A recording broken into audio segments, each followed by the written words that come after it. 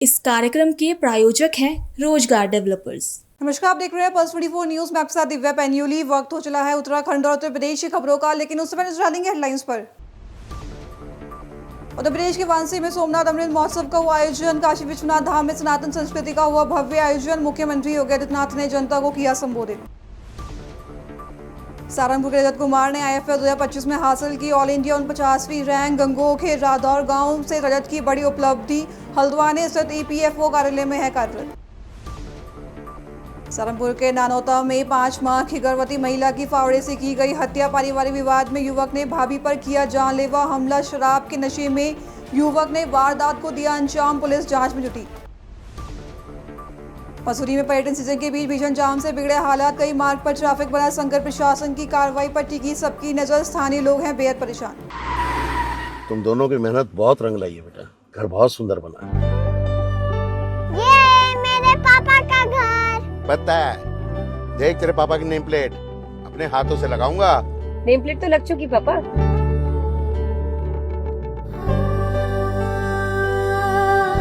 असल मेहनत तो आपने किया पापा, मुझे इस काबिल बनाने के लिए। वो जिंदगी भर किराए के मकान में रहे, लेकिन तो आज ये घर मेरा नहीं, ये है मेरे पापा का घर।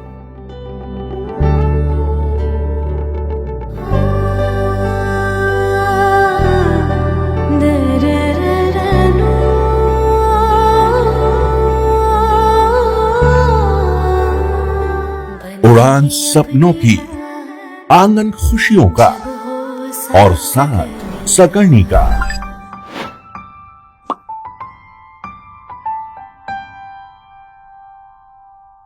60 वर्षों से आपके साथ मनोरंजन और संस्कार का संगम, जाह्नवी मैगजीन। आइए अब देखते हैं खबरें विस्तार से। उत्तर प्रदेश के वाराणसी से बड़ी खबर है, जहां काशी विश्वनाथ मंदिर परिसर में आयोजित सोमनाथ अमृत महोत्सव में उत्तर प्रदेश के मुख्यमंत्री योगी आदित्यनाथ शामिल हुए। जहां अपने संबोधन में सीएम योगी ने कहा कि सोमनाथ स्वाभिमान पर्व का आयोजन हमें भारत की जड़ों से जोड़ने का एक अभिनव प्रयास है। उन्होंने कहा कि काशी विश्वनाथ धाम में ये आयोजन भारत की सनातन परंपरा, संस्कृति और आध्यात्मिक एकात्मकता का प्रतीक है। बता दें, इस मौके पर बड़ी संख्या में लोग मौजूद रहे। आज का ये कार्यक्रम भारतीय सांस्कृतिक चेतना,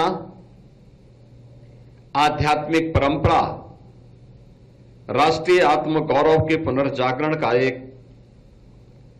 शंखनाद है। सोमनाथ स्वाभिमान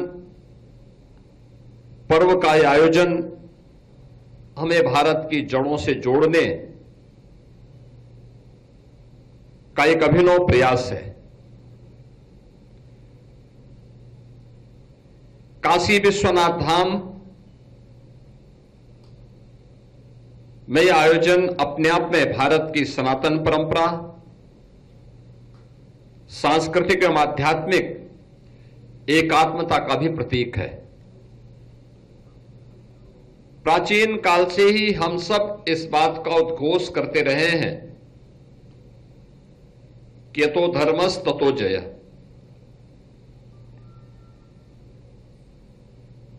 काशी और सोमनाथ भारत की सभ्यतागत चेतना के दो अमर ज्योति स्तंभ हैं। एक उत्तर में पवित्र मां गंगा के तट पर बाबा विश्वनाथ धाम और दूसरा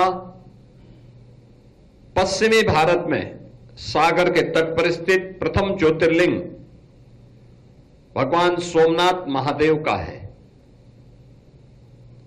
एक और जहां गंगा तट पर काशी ने सनातन की आध्यात्मिक धारा को अछोड़े रखा है, वहीं दूसरी ओर सोमनाथ ने समुद्र तट पर भारत के स्वाभिमान और पुनर्जागरण की लौ को हजारों वर्षों तक प्रज्वलित रखा है। सोमनाथ मंदिर भारत की सभ्यता के उस अमर आदर्श का प्रतीक है, जहां धर्म, संस्कृति, इतिहास और राष्ट्रीय अस्मिता एकात्म भाव से अभिव्यक्त होते हैं। सोमनाथ और काशी दोनों ही इतिहास से हमें एक संदेश देते हैं कि सनातन संस्कृति पर आक्रमण हो सकते हैं, लेकिन उसे पराजित नहीं किया जा सकता। विनाश क्षणिक होता है, जबकि सृजन। खबर उत्तर प्रदेश के सहारनपुर से है, जहां गंगोह ब्लॉक के रादौर गांव की रहने वाले रजत कुमार ने एक बड़ी उपलब्धि हासिल की है। संघ लोक सेवा आयोग द्वारा घोषित भारतीय वन सेवा परीक्षा 2025 के अंतिम परिणाम में उन्होंने ऑल इंडिया 49वीं रैंक प्राप्त की है। सफलता के साथ उन्होंने न सिर्फ अपने परिवार बल्कि पूरे सहारनपुर और क्षेत्र का नाम रोशन किया है।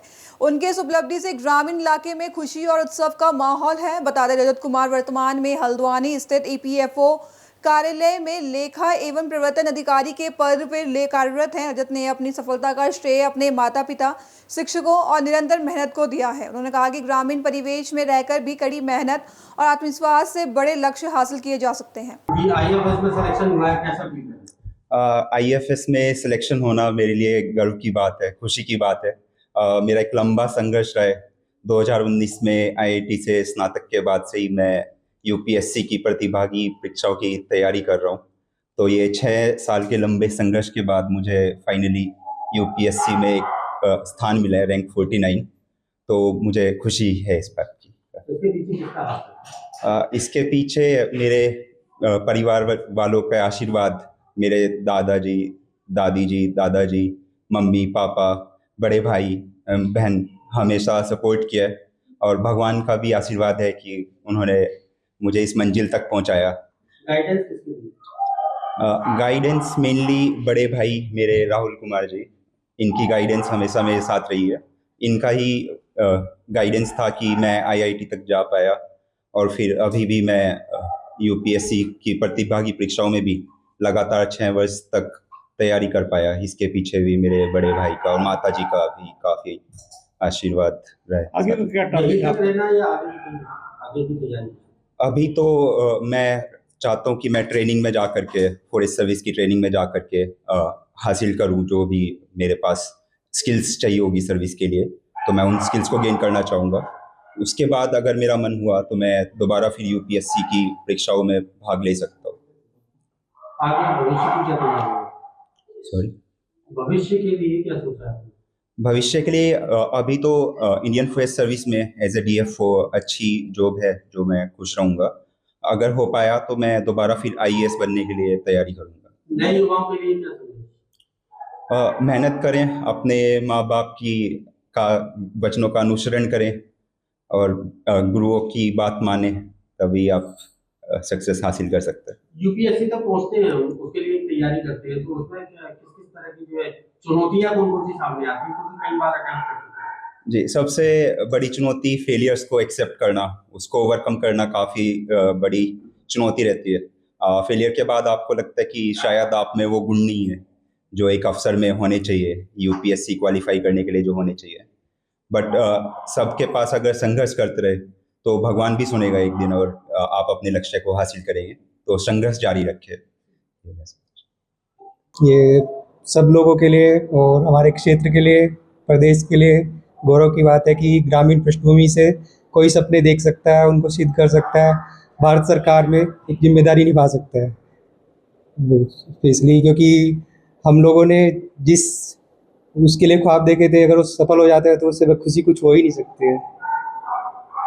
तो उन्होंने जो पूरा श्रेय आपको दिया, परिवार को दिया जी, आपने तैयारी में सहयोग किया जी। किस तरह से सहयोग किया?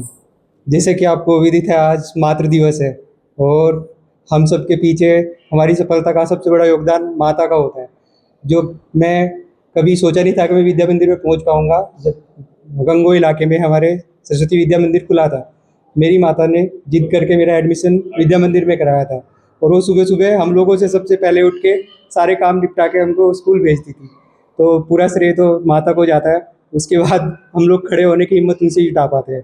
मेरे पिताजी जो कि टीचर है, उनका बाद में सिलेक्शन हुआ था उत्तर प्रदेश प्राइमरी टीचर, अभी वो कलसी में तैनात है। उनकी इंटीग्रिटी, वो बोलते थे कि जिस दिन मैं स्कूल में नहीं पढ़ाता हूँ मेरे बच्चे खुद भी नहीं पढ़ते। तो हम तो उसी सिद्धांत को लेके आगे बढ़े है पूरी लाइफ। और मुझे उम्मीद है कि मेरा भाई भी इसी तरीके से सेवा करेगा भारत सरकार में रहते हुए। सुना कि दोनों मिलकर तैयारी की। 2022 में जब मैं EPFO में जोधपुर कार्यालय में तैनात था, हम दोनों ने साथ में सिविल सर्विसेज और इंडियन फॉरेस्ट सर्विस का मेंस लिखा था। तो हम भाई होने के साथ साथ कंपटीटर भी है और मुझे खुशी है कि उसने इस अचीवमेंट को पा लिया और रियली ये गर्व की बात है। छोटे भाई के लिए मैसेज और आगे के लिए क्या गाइडलाइन है? जैसे कि प्रधानमंत्री महोदय बार बार बोलते हैं कि 2047 तक हमें विकसित भारत बनाना है, एक भारत श्रेष्ठ भारत। मैं तो यही कहूँगा कि वो एक समाज सेवा की भावनाओं को जिस स्तर से हम लोग ऊपर उठे हैं उसको लेके आगे बढ़ेंगे और समुचित विकास में हमेशा भारत सरकार को उच्च स्तर तक पहुँचाएंगे। सहारनपुर जनपद के नानौता कस्बे में रविवार को दिल दहला देने वाली वारदात सामने आई है, जहां 4 मंजिल मोहल्ले में एक युवक ने अपनी ही 5 माह की गर्भवती भाभी की फावड़े से हमला कर हत्या कर दी। जानकारी के मुताबिक आरोपी आमिर शराब के नशे में घर पहुंचा था, जहां किसी बात को लेकर उसकी भाभी सना नाज से कहासुनी हो गई। विवाद इतना बढ़ गया कि आरोपी ने घर में रखा फावड़ा उठाकर उन पर ताबड़तोड़ वार कर दिया। गंभीर रूप से घायल सना नाज ने मौके पर ही दम तोड़ दिया। सूचना मिलने पर पुलिस ने कड़ी मशक्कत के बाद आरोपी को हिरासत में ले लिया और शव को पोस्टमार्टम के लिए भेज दिया गया। फिलहाल पुलिस मामले की जांच में जुटी है, जबकि पूरे मोहल्ले में आक्रोश का माहौल बना हुआ है। कस्बा व थाना ननौता के मोहल्ला चाह मंजिली कोट निवासी सलमान पुत्र इकलाक द्वारा 7:45 बजे के करीब थाने पर सूचना दी गई कि उसके भाई आमिर द्वारा उसकी पत्नी सनानाज की हत्या कर दी है और वह फावड़ा लिए घर में खड़ा है, किसी को घर में घुसने नहीं दे रहा है। इस सूचना पर पुलिस बल मौके पर पहुंचा तथा काफ़ी प्रयासों के बाद आमिर पुत्र इकलाक को मौके से पकड़ा गया। मौके पर सनानाज की मृत्यु हो गई थी, जिसके शरीर, गर्दन व पेट पर फावड़े की चोटें थीं। शव का पंचायतनामा भर के पोस्टमार्टम हेतु रवाना कर दिया गया है। मृतका के पिता मोहम्मद आशिक की तहरीर के आधार पर अभियोग पंजीकृत करके आवश्यक वैधानिक कार्रवाई की जा रही है। मृतका सनानाज की करीब 6 माह पूर्व सलमान से लव मैरिज हुई थी। इसके परिजन भी उसी मोहल्ले में नज़दीक ही रहते हैं। आवश्यक वैधानिक कार्रवाई की जा रही है। मसूरी में पर्यटन सीजन शुरू होते ही यातायात व्यवस्था एक बार फिर चुनौती बन गई है। बता दें, शहर के प्रमुख मार्ग जैसे गांधी चौक, स्प्रिंग रोड और मोतीलाल नेहरू मार्ग पर सड़कों के किनारे खड़े वाहनों के कारण भीषण जाम की स्थिति बनी हुई है। दरअसल स्थानीय लोगों का कहना है कि जहां सामान्य रूप से 5 मिनट का सफर तय होता था, वहां अब 1 से 1.5 घंटे तक का समय लग रहा है। इससे न सिर्फ आमजन बल्कि पर्यटकों को भी भारी परेशानी का सामना करना पड़ रहा है। लोगों ने यह भी चिंता जताई कि जाम की स्थिति में अगर कोई आपातकालीन स्थिति बन जाए तो मरीजों को अस्पताल तक पहुंचाना बेहद मुश्किल हो सकता है। आरोप है कि कई होटल संचालक जिनके पास पार्किंग सुविधा नहीं है, पर्यटकों के वाहनों को सड़कों पर ही खड़ा कर रहे हैं। साथ ही कुछ स्थानों पर पार्किंग के नाम पर अवैध रूप से मोटी रकम वसूले जाने की भी शिकायतें सामने आई है। अब देखना यह होगा कि पुलिस इस मामले में क्या कार्रवाई करेगी। रामनगर में यातायात नियमों के उल्लंघन का एक मामला सामने आया है, जहां सड़क पर अवैध रूप से हूटर बजाने पर पुलिस ने सख्त कार्रवाई की है। इस कार्रवाई के बाद इलाके में चर्चा का माहौल बना हुआ है। जानकारी के अनुसार शिवसेना का स्टिकर लगी एक कार के नियमों के खिलाफ हूटर का इस्तेमाल किया जा रहा था। दरअसल रामनगर में यातायात के नियमों का उल्लंघन करने वालों को लेकर सख्त है। जानकारी के अनुसार शिवसेना का स्टिकर लगी एक कार में नियमों के खिलाफ हूटर का इस्तेमाल किया जा रहा था। इस पर रामनगर पुलिस ने तुरंत कार्रवाई करते हुए वाहन का चालान कर दिया। चालान के दौरान चालकों के पास जुर्माना की राशि भी नहीं थी। इसी बीच शिवसेना से जुड़े कपिल आगे आए और उन्होंने अपनी ओर से पूरा चालान जमा कर दिया। पुलिस ने स्पष्ट किया है कि चाहे कोई भी संगठन हो या व्यक्ति, यातायात नियमों का उल्लंघन करने पर सभी के खिलाफ समान कार्रवाई की जाएगी। हापुड़ जिले के थाना धौलाना क्षेत्र में महाराणा प्रताप जयंती के अवसर पर निकाली गई शोभा यात्रा के दौरान माहौल बिगड़ गया। बता दें, ग्राम देरा में शोभा यात्रा के बीच आपसी विवाद के चलते पत्थरबाजी की घटना सामने आई। सूचना मिलते ही पुलिस मौके पर पहुंची और त्वरित कार्रवाई करते हुए घटना में शामिल 3 आरोपियों को गिरफ्तार कर लिया। इसके साथ ही पुलिस ने संदेह के आधार पर 5 अन्य लोगों को हिरासत में लेकर पूछताछ शुरू कर दी। घटना के बाद इलाके में तनाव की स्थिति को देखते हुए पुलिस बल तैनात कर दिया गया है और स्थिति पर नजर रखी जा रही है। व्यक्ति के यात्रा के दौरान सवाल हुआ था दो पक्षों में, पुलिस की तरफ से क्या कार्रवाई की गई है, कितने लोग गिरफ्तार किए गए, कितने लोग हिरासत में, क्या उपद्रवियों पर बुलडोजर की कार्रवाई भी की जाएगी? कल हम लोगों ने देहरा में महाराणा प्रताप जी की जयंती थी, जिसमें कुछ नवयुवकों ने उसमें पत्थरबाजी की थी आपस में। उसमें पुलिस की तरफ से एफआईआर दर्ज हुई है और उसमें हम लोगों ने 3 लोगों को अरेस्ट किया है। 5 अन्य व्यक्ति हैं जो हम लोगों ने हिरासत में लिए हैं, जिनसे पूछताछ की जा रही है, उनकी संलिप्तता की गहराई से जांच की जा रही है। कुछ अन्य वीडियो और फोटो जो हमारे पास हैं उसकी एनालिसिस अभी की जा रही है। कुछ लोग उसमें एक युवक को पीटते हुए दिखाई दे रहे हैं, उनकी भी कुछ लोगों की वास्तवा हम लोगों ने नामजदगी कराई थी, उसमें उनके भी संलिप्तता को हम लोग देख रहे हैं कि वो थे कि नहीं थे। तो इस तरह से हम सारे जो भी हमारे पास एविडेंसेज हैं उसकी समीक्षा कर रहे हैं और इसके बाद अन्य लोगों की भी गिरफ्तारी सुनिश्चित की जाएगी और इसमें प्रभावी कार्रवाई की जाएगी। तो जिस प्रकार से ये हिंसा हुई, आरोपी भी चिन्हित कर लिए गए हैं, उनको और आगे की क्या प्रशासन की कार्रवाई रहेगी? आरोपी अभी चिन्हित कुछ हुए हैं, 3 की उसमें गिरफ्तारी हुई है, अभी गिरफ्तारी शेष है और उसके बाद इसमें जो विधिक प्रोविजंस हैं, जिस तरह दंगा भड़काने का, सांप्रदायिक सौहार्द बिगाड़ने का, लोक व्यवस्था भंग करने का, इन सब जो भी तथ्यों के आधार पर हम लोग इसमें प्रभावी निरोधात्मक कार्रवाई कराएंगे। ठीक है, थैंक यू सर। मसूरी में चारधाम यात्रा और पर्यटन सीजन के बीच चल रहे ऑपरेशन प्रहार के तहत पुलिस ने एक बड़ी कार्रवाई की है। बता दें, लाइब्रेरी चौक पर चेकिंग के दौरान पुलिस को एक वैगनर कार में उत्तर प्रदेश पुलिस की पी कैप और उप निरीक्षक की वर्दी डैशबोर्ड में रखी मिली, जिसके बाद वाहन को रोककर जांच की गई। पुलिस ने पर्यटकों से यातायात नियमों का पालन करने की भी अपील की है। दरअसल ऑपरेशन प्रहार के तहत मसूरी में पुलिस के अनुसार चालक की पहचान मेरठ निवासी विनय सिंह के रूप में हुई है, जो नशे की हालत में वाहन चला रहा था। कार में 3 अन्य लोग भी मौजूद थे। पूछताछ में युवक ने स्वीकार किया कि उसके पिता पुलिस में उप निरीक्षक हैं। वह टोल टैक्स व पार्किंग में फायदे लेने के लिए वर्दी और कैप साथ रखता था।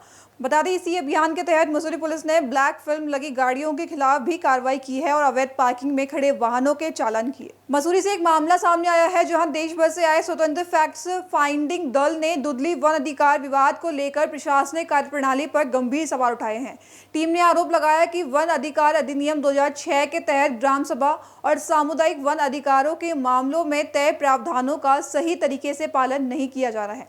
बता दें, टीम का कहना है कि जुलाई 2025 में ग्राम सभा द्वारा सामुदायिक वन अधिकारों के दावे किए गए थे, लेकिन कानूनी समय सीमा बीत जाने के बावजूद अब तक उन पर कोई निर्णय नहीं लिया गया। रिपोर्ट में यह भी आरोप लगाया गया है कि ग्राम सभा के सदस्यों के बीच डर और दबदबा का माहौल है। साथ ही वन क्षेत्र में फेसिंग बैरियर हटाने और धमकी जैसे मुद्दों का भी जिक्र किया गया। हमने जो देखा या समझा वो है कि उन्होंने वन अधिकार अधिनियम 2006 और उसका जो रूल्स है 2008 और संशोधित अमेंडमेंट रूल जो आए 2012 के तहत किया है। उन्होंने क्योंकि दुधली म्यूनिसिपैलिटी में आता है और सरकार के कानून और बात के नियम भी बोलता है कि म्यूनिसिपैलिटी एरिया में भी ये कानून लागू होता है। तो म्यूनिसिपैलिटी के तहत ग्राम सभा की बैठक बुलाई गई थी। जसवीर कौर ने उस बैठक की चेयरपर्सन थी और उन्होंने उनकी अध्यक्षता से हुई थी। उस बैठक में ग्राम सभा के तहत वन अधिकार समिति बनाया जाता है। वो कानूनन है, वो कानून वही कहता है कि वन अधिकार समिति बनेगा। वन अधिकार समिति बनाने के बाद वन अधिकार समिति के तहत लोगों ने पूरा एरिया को मैप किया। पूरा एक प्रोसेस होता है उसका, फॉरेस्ट एक्ट में पूरा लिखित में लिखा गया है, दिया गया है विस्तार से। उसके तहत उन्होंने पूरा क्लेम भरा है और क्योंकि ये अन्य परंपरागत समुदाय गैर आदिवासी है, उसके लिए प्रावधान है। तो सारे तथ्य भी हमने देखा, उनके सारे डॉक्यूमेंट, सारे तथ्य भी दिए हैं कि 75 साल से आप लोग यहाँ पे हैं, वो लोग हैं, उसका पूरा हर तरह का तथ्य दिया है। और उसका जो प्रोसेस होता है जमा करने के बाद सरकार के तरफ से एक टीम आके उसकी निरीक्षण करने के लिए आती है। वो भी आई है, लेकिन ऐसे फॉरेस्ट डिपार्टमेंट के लोगों को भेजा जाता है उसमें, वो लोग भी आए हैं, देखे हैं, लेकिन उनको कुछ समझ में नहीं आया तो वो चले गए लिख के। वो भी लिखा गया है उनके मिनट्स में। और वो जाने के बाद फिर बुलाया है, तीन बार का देना होता है, पूरा 3 बार दिया है। मेरा ये कहने का मतलब है कि जो ग्राम सभा है, वन अधिकार समिति है, उन्होंने फॉरेस्ट राइट्स एक्ट के जो प्रोसेस है, ड्यू डिलिजेंस जो है, हमें कहीं पे उसका उल्लंघन नहीं दिखा। पूरा बाकायदा पेपर वर्क किया है। वो तो है जब उन्होंने जमा कर दिया तो उसके बाद ये प्रावधान में क्या कहा जाता है कानून की कि 60 दिन के अंतर्गत उनको कुछ आना चाहिए, उनके पास कुछ तो इंटीमेशन आना चाहिए। जुलाई से वो जमा कर चुके हैं, 25 जुलाई को शायद, मुझे अगर ठीक से याद है, और अभी तक कुछ नहीं आया है। लेकिन 25 जुलाई के बाद से वहाँ पे इन लोगों ने बार बार संज्ञान में लाने की कोशिश किया है कि हमने ये जमा किया है, उसको क्या हुआ है बताओ हमें, और उसको लेके चीफ सेक्रेटरी तक भी और प्रधानमंत्री और मिनिस्ट्री तक भी कार्यवाही, मतलब चिट्ठी पत्री किया है इन्होंने। तो ग्राम सभा का जहाँ तक देखा हम लोगों ने, उन्होंने सारा प्रक्रिया किया है कानून के तहत। तो सरकार को लोगों ने दिया है, तो सरकार को जब दिया है तो सरकार बोलेगी तो समझ में आएगा। अभी तक कुछ आया नहीं है उनके पास। अगर कोई और कहता है कि मेरा प्रॉपर्टी है तो फिर वो आना चाहिए सरकार की तरफ से इंटीमेशन, ग्राम सभा को आना चाहिए। एक बात बताना मैं जरूर चाहूंगी कि क्योंकि ये कानून जो है कॉन्स्टिट्यूशनल है, पार्लियामेंट में पारित हुई है दोनों सदन से, और लंबे आंदोलन के बाद, लंबे संघर्षों के बाद हुआ है। उसमें ये कहा गया कि कानून ग्राम सभा और वनाधिकार समिति को एक लीगल एंटिटी मानती है ना, लीगल एंटिटी और ट्राइब्यूनल का दर्जा है उनका। तो जब ग्राम सभा और वनाधिकार समिति कुछ भेजते हैं सरकार को, तो उनसे अगर आएगा, सरकार से अगर उनके पास आता है कि ये लोगों ने ये जमीन जो आपने दिया है मैप में, ये जमीन किसी और की है, वो खबर तो सरकार से ही मिलेगी ना उनको। सही बात है। जो रिकमेंडेशन है, क्योंकि जैसे हमने कहा कि हम इंडिपेंडेंट टीम है, और इंडिपेंडेंट टीम का एक लिमिटेशन भी होता है, क्योंकि हम वहाँ काम नहीं कर रहे, काम तो संगठन और ग्राम सभा के लोग हैं वहाँ पे।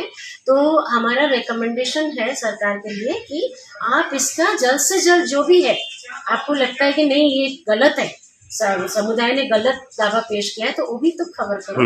वो हमारे लिए थोड़ा अचंभित था हम लोगों के लिए कि अभी तक कैसे नहीं आया है सरकार से कुछ भी।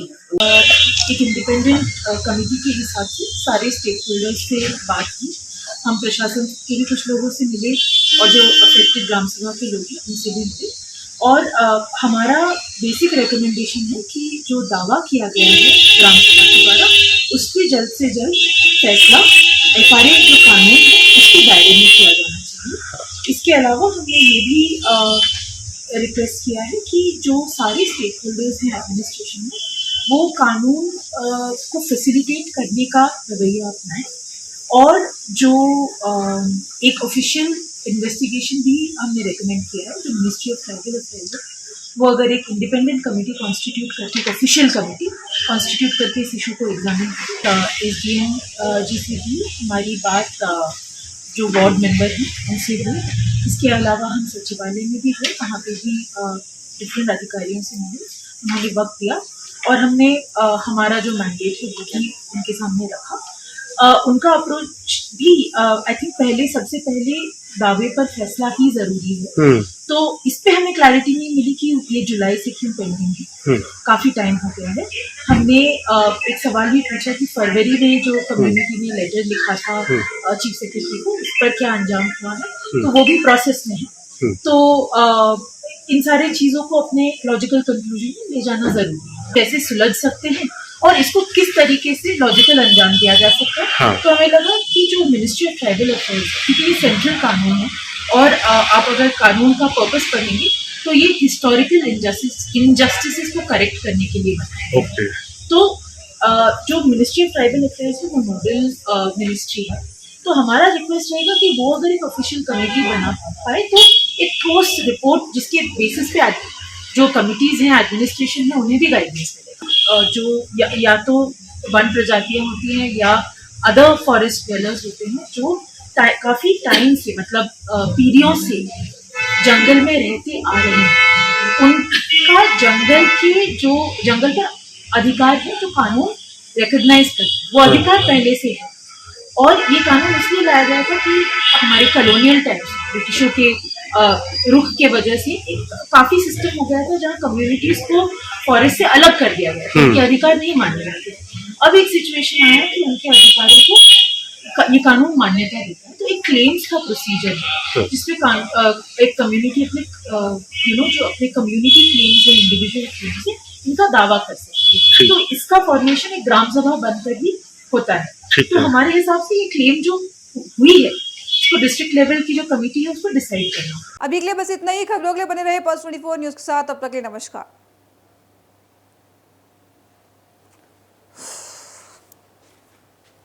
इस कार्यक्रम के प्रायोजक थे रोजगार डेवलपर्स। तुम दोनों की मेहनत बहुत रंग लाई है बेटा, घर बहुत सुंदर बना है। ये मेरे पापा का घर। पता है, देख तेरे पापा की नेम प्लेट अपने हाथों से लगाऊंगा। नेम प्लेट तो लग चुकी पापा।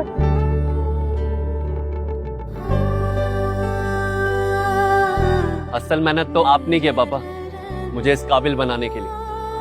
वो जिंदगी भर किराए के मकान में रहे, लेकिन आज ये घर मेरा नहीं, ये है मेरे पापा का घर।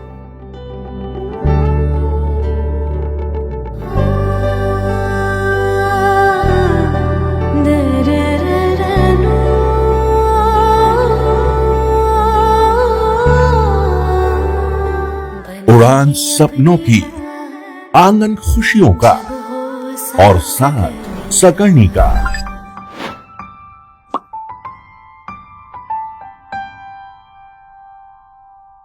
60 वर्षों से आपके साथ मनोरंजन और संस्कार का संगम, जाह्नवी मैगजीन।